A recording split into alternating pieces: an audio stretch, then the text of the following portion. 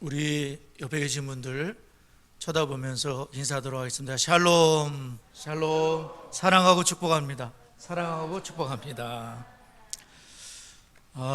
우리가 지난 시간에는 기도원의 이야기를 통해서 여호와 샬롬에 대해서 살펴보았습니다. 어떻게 샬롬이 찾아올 것인가, 세 가지를 말씀드리는 중에 그 두 번째가 하나님의 메시지를 듣게 될 때에 샬롬이 찾아온다.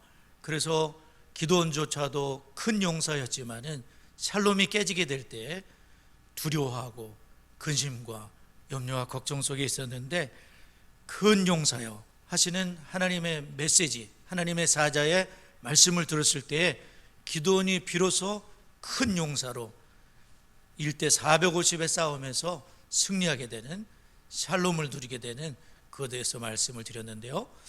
두 번째 예화를 들으면서 베드로의 말씀을 잠깐 드렸었는데 그 내용을 좀 더 살펴보는 시간을 갖도록 하겠습니다. 우리가 다시금 주님의 말씀의 중요성을 깨달아야 되겠습니다. 첫째로 우리는 하나님 말씀의 중심성, 오늘 본문에서 하나님의 말씀의 중심성을 보게 되는데 1절 함께 읽도록 하겠습니다. 1절 시작. 무리가 몰려와서 하나님의 말씀을 들을새 예수는 게네사렛 호숫가에 서서, 예수님이 갈릴리 호수, 게네사렛 호수 혹은 디베라 바다, 갈릴리 호수 다 똑같은 말인데요, 같은 장소를 가리키거든요. 그런데 그 게네사렛 호숫가에 서서 예수님께서 거기서 배 두 척이 있는 것을 보셨다. 2절에 보면 호숫가에 배 두 척이 있는 것을 보셨는데, 우리가 알듯이 밤새 고기를 잡았지만 아무것도 잡은 것이 없는 텅 비어있는, 이때쯤이면 고기가 가득 차서, 또 그물에도 고기가 가득 차서 아주 신나는 아침이 돼야 되는데 밤새 수고를 했지만 얻은 것이 없는 텅텅 비어있는 그 배를 발견을 한 것이죠. 그런데 예수님께서는 먼저 그 배를 채우시는 일을 하시는 것이 아니라 베드로의 배를 잠깐 빌린 다음에 떼기를 청하시고, 거기서 예수님께서는 말씀을, 하나님의 말씀을 가르친 것을 볼 수가 있는데, 이처럼 하나님의 말씀은 중요한 것이라는 것을 보여주고 있습니다. 실패보다도, 또 그런 물고기를 잡는 그거보다도 더 중요한 것은 예배이며 말씀을 듣는 것. 예수님께서는 기적을 일으키기 전에 말씀을 먼저 일정 시간 가르치셨다는 것을 보게 되는 거죠. 그래서 우리는 현실 문제가 급하고 돈 문제가 급하지만 예수님께는 그렇지 않습니다. 말씀이 먼저라는 거죠. 고기를 못 잡고 텅텅 비었어도 말씀을 먼저 가르치시고 그 다음에 기적을 행하신 걸 볼 수 있어요. 그래서 예수님께서는 말씀을 가르치실 때 앉아서 이제 말씀을 가르치게 됐는데, 예수님은 참 고요하신 것 같아요. 요란 떨지 않고 아주 고요하십니다. 뭐 크게 소리도 안 질러주실 것 같아요. 조용조용 차분하게 하나님 말씀을 이렇게 가르치시는, 그래서 그곳에 하나님의 나라가 임하고 분주함이 멈추고 그 말씀 앞에 모두가 설 수 있도록 예수님은 요란 떨지 않습니다. 아주 고요하게 능력이 있는 말씀, 권세의 말씀을, 무엇보다 중요한 말씀을 들을 수 있도록 하는 거죠. 그래서 우리의 인생에서 중요한 것은 말씀을 듣는 거예요. 하나님의 말씀. 예수님이 전하시지만은 하나님의 말씀을 듣는다 그랬어요. 우리는 이 시간에도 말씀을 들으러 온 겁니다. 잡념에 많이 시달리고 계시죠? 지금도 딴 생각하는 분들이 계실 거예요. 그러지 마세요. 삼천포 고만 갔다 오시고 말씀을 들으셔야 돼. 말씀에 집중하고, 그죠? 말씀 들으러 오늘 온 거예요. 하나님의 메시지를 들을 때에 샬롬이 임한다니까요. 힘도 생기고 회복도 되는 거고 다시 일할 용기도 생기는 거고 치유도 임하는 거고. 아니 말씀 듣다가 병도 낫댔는가? 그래서 1절에 보면 하나님의 말씀을 들을새 무리가 몰려와서, 많은 사람이 몰려와서 하나님의 말씀을 들었는데, 저는 이 하나님의 말씀을 중심으로 이 전체 11절까지를 쫙 살펴보니까 한 8구절 정도가 말씀과 연관이 있다는 것을 알 수가 있어요. 1절을 보면 말씀을 경청하는 거죠. Listening to the word of God. 하나님의 말씀을 리스닝하고 있다, 경청하는 것을 말해요. 하나님의 말씀을 경청하고 있는 그런 무리들을 보게 되고, 아마 베드로도 경청했을 것 같아요. 그렇기 때문에 말씀에 의지하여가 나올 수 있었어요. 그냥 대충 대략 들었다면 말씀에 의지하여 못하죠. 그러나 말씀을 경청했기 때문에 그분을 신뢰하게 되고, 저분의 말씀이라면 내가 한번 해볼 만하겠다, 한번 해보자, 그렇게 됐었던 거죠.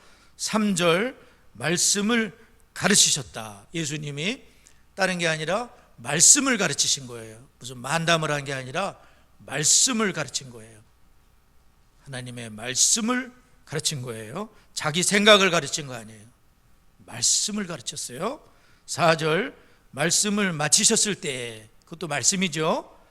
5절, 예수께서 당신이 그렇게 말씀하셨기 때문에, 말씀에 의지하여, 영어 성경에는 당신이 그렇게 말씀하셨기 때문에, because you say so, 당신이 그렇게 말씀하시기 때문에, 그렇게 나와요. 6절, 말씀대로 순종하니까, 말씀대로 그들이 순종하니까. 10절, 시몬에게 다시 말씀하여 이르시되 두려워하지 말아라, 이제부터는 네가 사람을 취하리라. 11절, 그들이 배를 육지에 대고 모든 걸 버려두고 예수님을 쫓으니라. 그 말씀과 연결된 게 8구절에 나와 있죠. 한마디로 말하면 오늘 이 베드로의 그 콜링, 부르심에 하나님의 말씀이 굉장히 중요하게 작용했다는 것을 알 수가 있어요. 말씀의 중심성, 모든 것은 말씀 속에 해답이 있고, 그 짧은 예배 시간, 말씀을 듣는 짧은 시간이지만 우리의 운명을 바꿀 수 있고, 그러한 역사가 일어나는 거죠. 그래서 말씀을 듣는 시간은 결코 시간 낭비가 아니고 손해가 아니고 헛시간이 아니고 생명의 시간인 줄 믿습니다. 그러므로 우리 모두 주님의 말씀을 사모해야 됩니다. 말씀을 청종함에 최선을 다하는, 그래서 하나님의 말씀을 날마다 여러분이 읽으시는데, 날마다 성경을 읽으셔야 되거든요. 하나님 말씀을 열심히 날마다 읽으세요. 예배 시간에도 물론 말씀을 청종해야 되지만 날마다 성경을 읽으셔야 되겠습니다. 저는 요새 말씀을 2시간 반씩 읽습니다.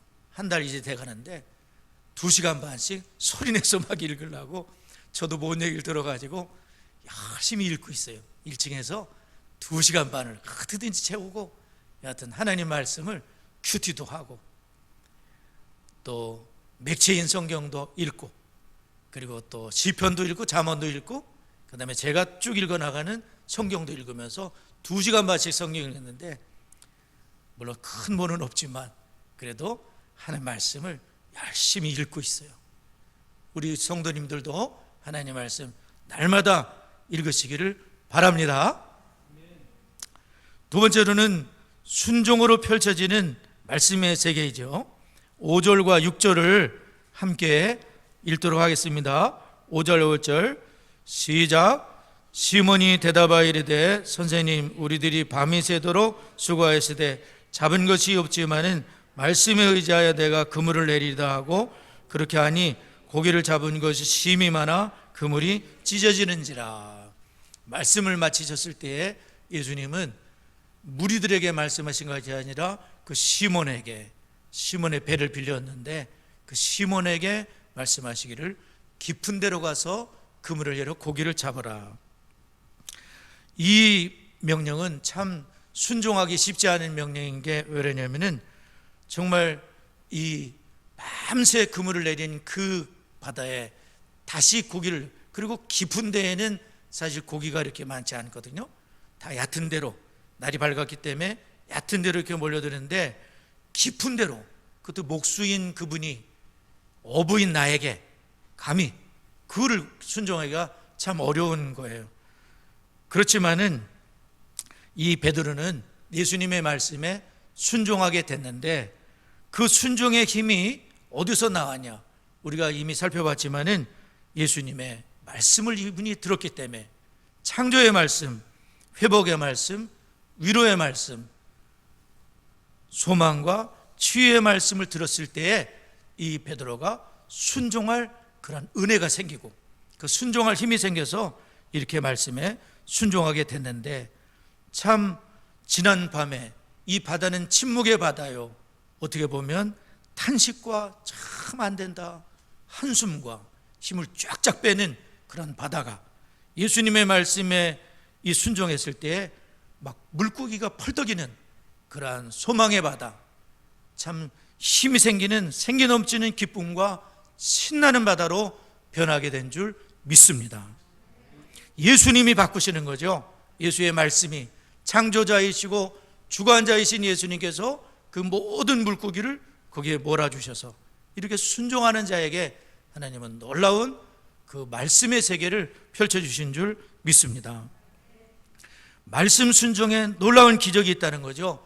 우리 여리고성이 무너질 때 하나님께서 그 법궤를 중심으로 해서 군인들도 아무 소리도 내지 말고 그 제사장들과 함께 여리고성을 한 바퀴를 돌아라.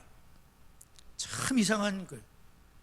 매일같이 한 바퀴를 돌고 7일째 되는 날엔 7바퀴를 돈 다음에 소리를 질러라. 그렇게 했을 때 여리고의 철벽이 무너진 줄 믿습니다. 예수님이 가나 혼인잔치에 하실 때에도 맹물이 급상큼 포도주가 된 것도 예수님이 그 물을 떠다 주라, 맹물을 채우고 떠다 주라 하셨을 때에 그 하인들이 그 물을 떠다지는 과정에 그 맹물이 포도주가 되는 기적이 일어났는데, 이 말씀에 의지하여 예수님의 말씀에 순종했을 때에 고기를 잡은 게 얼마나 많아, 심이 많아 그물이 찢어지는지라. 야, 베드로와 야곱, 요한, 안드레도 있을지만 깜짝 놀란 거예요. 베드로는 막 두려움에 사로잡혔어요. 두려워서 예수님께 엎드러진 거예요. 어떻게 이런 기적이 있을 수가 있는가? 심히 놀랐다는 거죠. 그래서 다른 배에 있는 동무에게 손짓하여 와서 도와달라 하니까 2배에 채우니까 이게 잠길 정도가 된 거예요. 하나도 없던 물고기가 어떻게, 공장으로 말하면 쉬고 있던 기계들을 다 불가동을 했는데 모자라, 일손이 모자라 막 주변 공장에 도움을 청해가지고 일꾼들이 와가지고 막 달려붙어가지고 그냥 공장이 난리가 난 거예요. 베드로는 실패한 이 아침에 예수 그리스도인을 인하여 놀라운 말씀의 세계를 경험한 줄 믿습니다. 어떻게 보면 우리 인생의 실패에는 하나님께는 새로운 기회, 베드로 말하면 콜링의 기회가 된 줄 믿습니다. 그렇습니다. 예수님께는 내 경험을 뛰어넘는 세계가 있고 나의 전문성을 초월하는 세계, 기적, 말씀으로 만드시는 놀라운 세계가 있다는 걸 기억하고 우리가 주의 말씀을 꼭 붙잡고 순종하는 우리 모두가 될 수 있기를 바랍니다. 세 번째로는 더 놀라운 말씀의 세계로 부르시는 거죠. 11절 다 같이 읽겠습니다. 11절 시작. 그들이 배들을 육지에 대고 모든 것을 버려두고 예수를 따르니라. 말씀을 통해 이분들은 예수님의 실체를 발견한 겁니다. 이제 후로는 사람을 취하리라는 말씀을 들었을 때 그들은 반응하고 모든 것을 버려두고 예수님을 따르게 되었다. 베드로는 이 소름 끓인 기적 앞에 엎드려서 고백을 드리기를 8절에 보면 주여 나를 떠나소서 저는 죄인입니다. 갑작스럽게 이 베드로가 두려움에 사로잡히고 이분은 사람이 아닌 것 같다. 그냥 마스터, 주인, 선생님 정도로 불렀는데 이분은 롤드다. 주님이시다. 뭔가 다른 호칭을 부르면서 예수님 저는 죄인입니다. 저를 떠나서서 이렇게 고백을 드리는데 예수님께서는 두려워하지 말아라.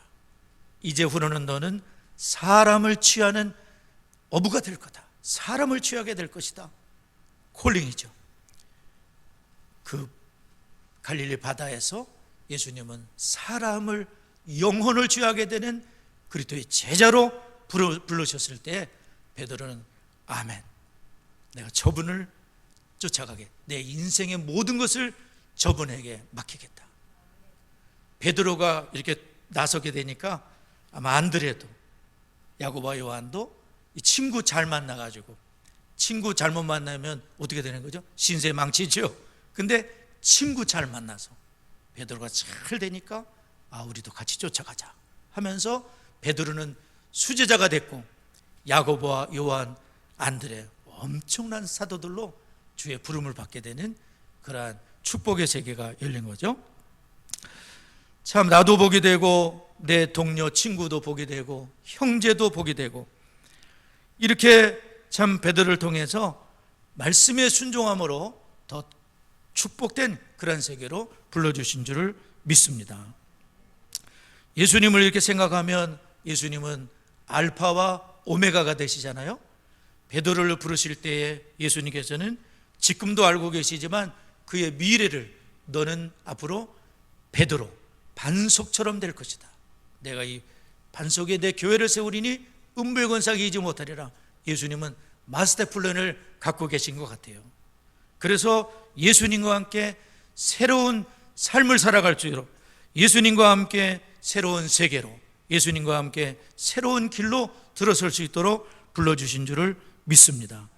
갈릴리의 촌사람들이 이렇게 멋진 인생, 예수님을 따르는, 예수님의 말씀을 따르게 될 때에 그분의 제자가 되는 놀라운 축복을 누리게 됐는데, 우리 사랑하는 창성의 모든 성도님들, 첫째는 하나님의 말씀의 중심성, 이 하나님의 말씀을 우리가 청종하고 또 주의 말씀에 순종하며 예수 그리스도를 따르게 될 때에 우리에게 놀라운 축복의 세계가 열린다는 걸 믿고 그렇게 살아갈 수 있기를 바랍니다. 우리 시간에 하나님의 말씀을 기억하면서 잠시 기도하기를 원합니다. 첫째로 우리가 베드로의 인생의 대역전은 하나님의 말씀을 청종하고 그 말씀을 순종하는 데서 비롯되었습니다. 우리는 하나님의 말씀을 청종하고 있습니까? 그 말씀에 순종하고 있습니까? 그런 신앙이 되길 기도할 수 있기를 바랍니다. 두 번째로, 말씀을 들은 사람으로 내가 마땅히 드려야 될 헌신과 충성은 무엇입니까? 그것이 회복되도록 기도할 수 있기를 바랍니다. 예배는 성도의 생명줄입니다. 진정한 예배의 회복과 말씀을 듣는 시간에 반응하는 우리가 되도록 기도해 주시고, 우리가 사랑하는 수원 창성교회가 언제나 평안하며 든든히 서가는 교회가 되도록 우리 다 같이 합심하여 기도하겠습니다. 하나님 아버지, 주여 감사합니다. 오늘도 하나님, 저희들 주의 말씀 앞에 불러주심을 감사합니다. 베드로의 인생의 대역전이 주님의 말씀을 청종하고 그 말씀에 순종했을 때에, 그 말씀을 따라갔을 때에, 예수님을 따라갔을 때에 놀라운 축복의 인생이 하나님 사람을 낚는 어부가 된 줄을 믿습니다. 하나님, 저희들에게도 은혜를 주셔서 날마다 주님의 말씀 앞에 나아가게 하시고 주의 말씀을 청종하게 하여 주시고 내게 주신 말씀에 순종하는 저희가 되도록 하나님 아버지 은혜를 더하여 주옵소서. 말씀을 들은 사람으로 마땅히 드릴 충성한 헌신은 무엇입니까? 그 모든 헌신과 충성이 회복되는 우리 모두가 될 수 있도록 하나님 은혜를 더하여 주옵소서. 예배는 성도의 생명줄과 같습니다. 하나님 아버지, 진정한 예배의 회복이 이루어지게 해주시고 말씀을 들을 때 반응하는 우리 모두가 될 수 있도록 하나님 은혜를 더하여 주옵소서. 우리가 사랑하는 수원창성교회가 하나님 아버지 평안하여 든든히 서가는 복된 교회로 주 앞에 쓰임받을 수 있도록 하나님 은혜를 더하여 주옵소서. 예수님의 이름으로 기도드리옵나이다. 아멘.